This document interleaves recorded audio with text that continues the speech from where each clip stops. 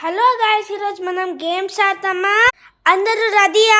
First game is Charlie pillow fighting, hide and seek.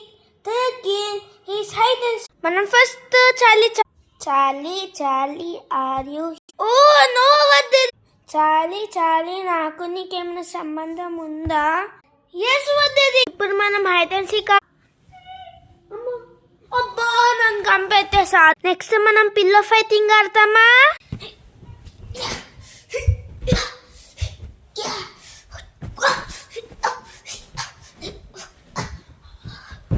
అన్ని games చూపియాలా?